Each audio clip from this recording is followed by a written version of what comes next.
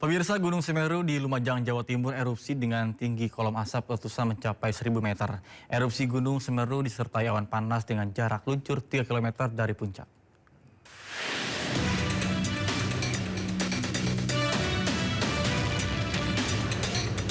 Gunung Semeru meletus dengan memuntahkan kolom abu setinggi 1.000 meter Jumat pagi. Erupsi ini disertai awan panas guguran dengan jarak luncur hingga 3 km dari puncak. Kalaksa BPBD Kabupaten Lumajang Isnugroho mengatakan letusan terjadi pada pagi hingga menjelang siang hari. Kolom abu mengarah ke sisi utara dan timur laut. Meski jarak luncur awan panas masih dalam radius aman dari permukiman warga, BPBD Kabupaten Lumajang mengimbau masyarakat tetap siaga karena erupsi susulan masih berpotensi terjadi sewaktu-waktu. Kami tetap standby bersama jajaran BPBD untuk melakukan mitigasi ketika nanti terjadi susulan letusan atau APG yang bisa menimbulkan dampak kepada masyarakat. Saat ini status Gunung Semeru masih berada di level 3 siaga. Masyarakat dilarang melakukan aktivitas apapun di radius 13 km dari puncak Gunung Semeru. Selain potensi erupsi, warga juga diminta mewaspadai ancaman banjir lahar. Beberapa hari terakhir, kawasan Gunung Semeru kerap diguyur hujan yang dapat memicu aliran lahar di sejumlah alur sungai berhulu di puncak. Dari Lumajang, Jawa Timur, Yayan Nugroho Anyis melaporkan. Terima kasih Anda masih bersama kami di Sindo Siang bersama saya Nata Arman. Pemirsa, tim investigasi Kementerian Lingkungan Hidup terus menyelidiki pabrik kimia pasca kebakaran dan tercemarnya Kali Jeletreng dan juga Sungai Cisadane. Pemeriksaan pabrik yang terbakar di kawasan industri Taman Tekno, Tangerang Selatan, Banten berlangsung hingga Jumat malam. Tim harus menggunakan pakaian hazmat saat memasuki area dalam pabrik guna menangkal paparan radikal bebas.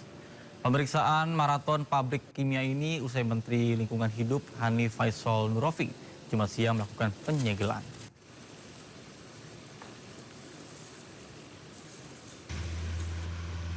Sementara itu pemirsa, sebelumnya BPBD Kota Tangerang bersama dengan relawan menuangkan 1.500 cairan ekoenzim ke aliran Sungai Cisadane.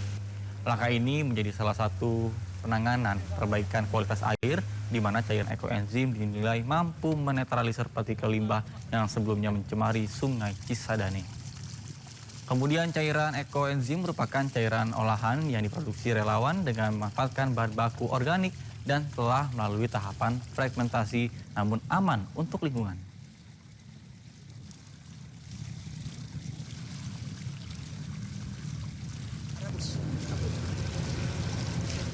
Pemirsa, Menteri Lingkungan Hidup Hanif Faisal Nurofik menyegel pabrik kimia akibat pencemaran lingkungan di Sungai Cisadane. Kemudian Menteri Lingkungan Hidup juga akan melakukan audit dan juga gugatan terhadap pabrik tersebut.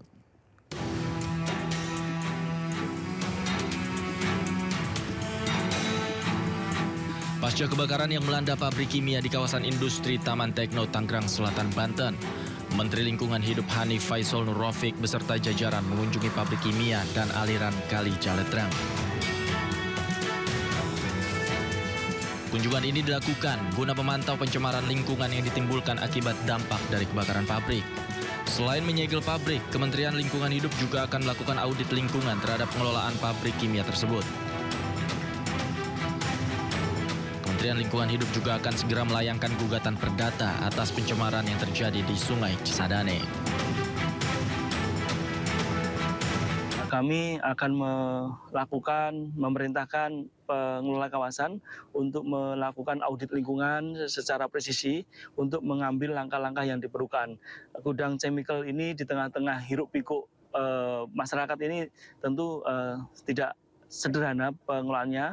Langkah-langkah seperti kemarin seandainya sangat proven, tentu mengalirnya jauh ke alam yang cukup luas ini bisa dicegah di kemudian hari. Untuk itu audit lingkungan akan kita mintakan sebagai bentuk sanksi administrasi paksaan pemerintah kepada pengelola kawasan juga terhadap tenan yang menyebabkan terjadinya kasus ini. Sementara itu, polisi telah memeriksa 7 orang saksi terkait kebakaran yang terjadi di pabrik kimia hingga menimbulkan pencemaran lingkungan. Polisi juga tengah menunggu hasil uji laboratorium forensik untuk melanjutkan proses hukum lebih lanjut. Kita sudah coba untuk melakukan upaya-upaya termasuk untuk mengambil sampel segala macam. Juga kita mengundang puslapor juga, Inapis juga kaitan dengan prosesnya. Ini kan kita yang pertama-tama kita mitigasi dulu untuk keamanan di wilayah itu. Sebelumnya sebuah gudang penyimpanan bahan kimia di kawasan industri Taman Tekno Tangerang Selatan, Banten ludes terbakar. Banyaknya material yang mudah terbakar membuat api sulit dipadamkan. Diduga pabrik inilah yang menjadi sumber pencemaran di Sungai Cisadane. Dari Tangerang, Banten, Tim Liputan iNews melaporkan. Pemirsa, Roy Suryo CS minta kasusnya dihentikan dan diterbitkannya SP3. Permohonan itu disampaikan melalui surat yang telah dikirim Irwasum Mabes Polri, Komjen Wahyu Widada. Roy Suryo, Rismon Cenipar, dan Dr. Tifa mengirimkan surat kepada Inspektur Pengawasan Umum Mabes Polri, Komjen Pol Wahyu Widada. Surat tersebut berisi permintaan penghentian penyidikan terhadap kasus fitnah ijazah palsu Jokowi. Permintaan ini dilayangkan menyusul diterbitkannya SP3 kepada 2 tersangka lainnya, yaitu Egy Sujana dan Damai Harilubis. Kubu Roy menilai jika 2 tersangka lain bisa dihentikan kasusnya, maka untuk Roy, Rismon, dan Tifa harusnya bisa diperlakukan secara sama. Selain itu, permohonan penghentian kasus Roy Suryo CS juga didasari oleh keterangan ahli yang dihadirkan, yaitu mantan Wakapolri Ogroseno. Ini adalah press conference kita yang penting karena kita mengajukan sebuah surat yang penting, yaitu harusnya kasus ini dihentikan penyidikannya karena dari awal sudah melanggar undang-undang, melanggar peraturan. Jadi undang-undang dan peraturan di bawah undang-undang. Jadi baru saja rekan kami yang dipimpin oleh Saudara Al-Katiri itu menyampaikan surat ke Irwasum ya di Mabes Polri sana, tapi press conference-nya tetap di sini. Dan ini suratnya sudah ada tanda terimanya ya.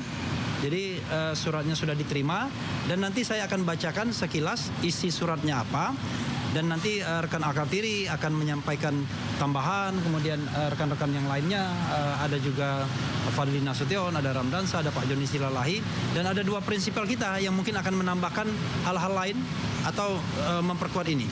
Ada Rismon Cenipar di sebelah kanan saya dan sebelah kiri saya Roy Suryo. Nah, ini ya kenapa kami percepat, karena kami mendapatkan ilham dari 2 ahli kami kemarin, Profesor Din Samsudin dan Komjen Pol Purnawiran Ogroseno.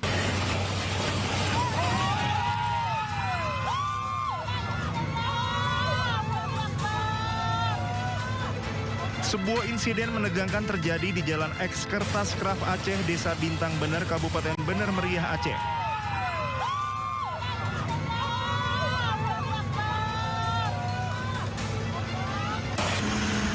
Sebuah minibus terperosok ke dalam jurang setelah gagal melintasi tanjakan curam di jalur lintas provinsi tersebut.